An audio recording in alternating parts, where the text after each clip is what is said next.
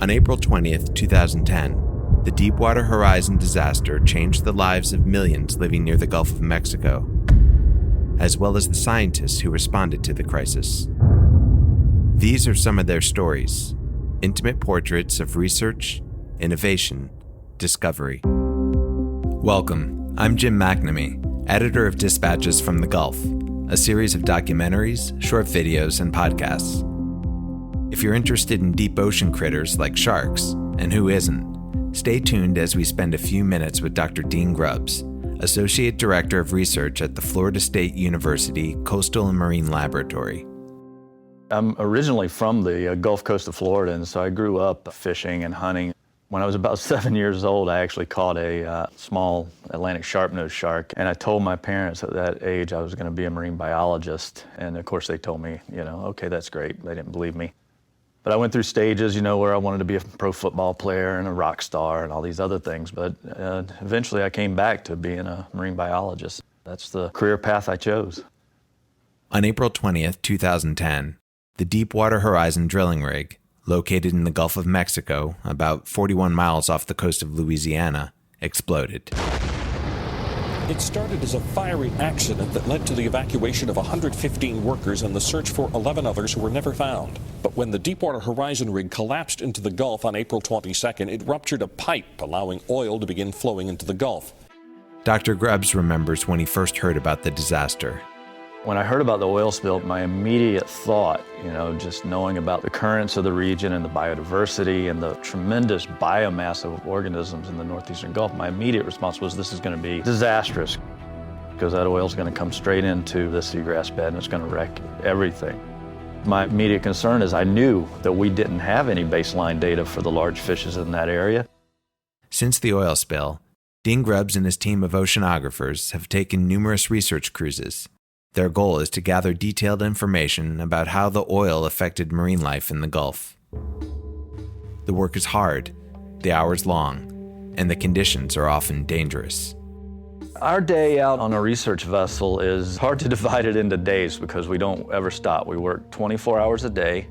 Each fish that comes up gets a photograph and a specimen ID. Then it goes through a process of getting measured, weighed. There's about 20 different samples taken from each animal, things for genetics, things for life history studies such as reproduction and telling how old the animal is. Muscles are taken for stable isotopes to look at the food web. Blood is taken for stress physiology and also for reproductive parameters. And then we take liver, bile, and blood that's also used for the toxicity studies.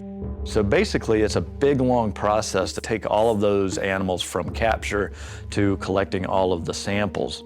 You might get 3 hours or 4 hours of sleep out of every 30 hours that we're out there. So it's a long day, to say the least.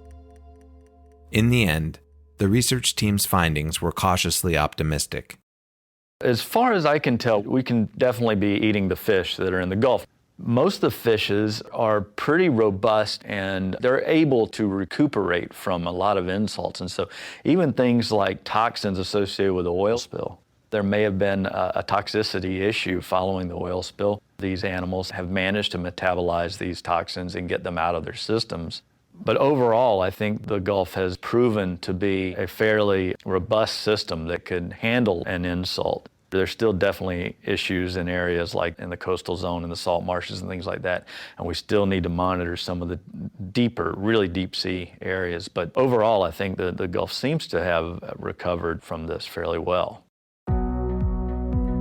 Dean Grubbs and his team also discovered the unexpected. It's the biggest survey of deepwater sharks that's ever been done in the Gulf of Mexico. We've caught over 4,000 total fishes to date, and yet every single cruise we catch new things we haven't seen before. You would think by now, 4,000 fish, 100 and something species, that by now we would have caught pretty much everything that's at that zone that could be caught, but it's not true. On every single cruise we catch something new, and so it's incredibly exciting to be out there because you never know what else is going to come up. Today, thousands of scientists, oceanographers, chemists, engineers, biologists are all working together to develop newer and better ways to understand and ease the impact of oil spills. To learn more about their work, visit our webpage at dispatchesfromthegulf.com. Funding for this podcast was provided by a grant by the Gulf of Mexico Research Initiative. And thanks for listening.